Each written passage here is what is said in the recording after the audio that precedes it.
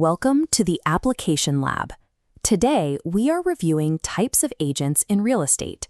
By the end of this lesson, you should understand how these roles differ, why those differences matter, and the specific details required for your professional licensing. Here's the simple version. In real estate, the type of agent you are is defined by your scope of authority. This is the legal limit of your power to act for a client. Professional boundaries are crossed when the lines between these roles blur, such as a finder attempting to negotiate on a client's behalf, or a special agent signing a contract without the legal power to do so. Authority serves as a strict legal boundary. A real estate professional is only permitted to operate within the specific box they have been granted by their client or the law. Let's break it down. You can organize these roles using the SGLUF acronym. S stands for special agent.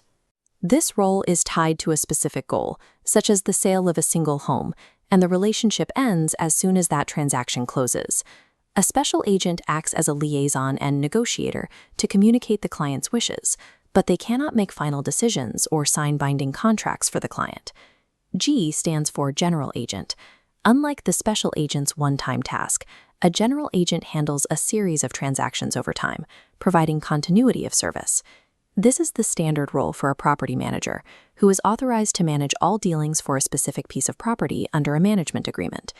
The distinction between special and general agents is primarily a matter of time. One is defined by a single closing, while the other is defined by ongoing responsibility. L is for limited agent. This person operates in a very narrow capacity and does not provide advisory services to the parties involved. An escrow officer is a classic example, acting for both sides in a limited role. A licensee might also act as a limited agent if they only post a listing to the MLS without providing further guidance. U is for universal agent. This represents the broadest level of power, granting the agent the authority to act in all matters for their client. You see this type of authority in conservators, or individuals holding a broad power of attorney. Finally, F is for finder. A finder is technically a non-agent. Their sole function is to introduce a buyer and seller, after which they step away from the transaction. This spectrum demonstrates that agency is not just about what a professional is allowed to do, but about the specific limits on what they are forbidden from doing. Here is a real-world example. When an agent lists a house for a seller, they are acting as a special agent.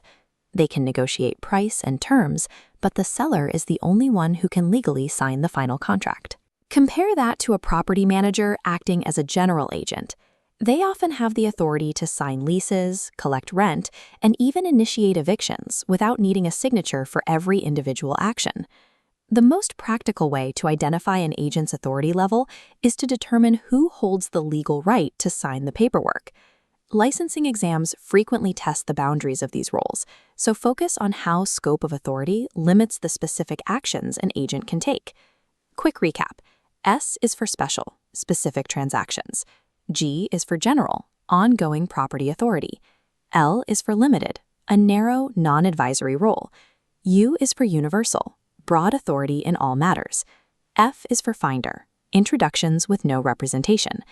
An agent's classification is determined by the specific legal power they are granted, scaling from the simple introduction of a finder to the total authority of a universal agent. Follow the Application Lab for real estate concepts made simple.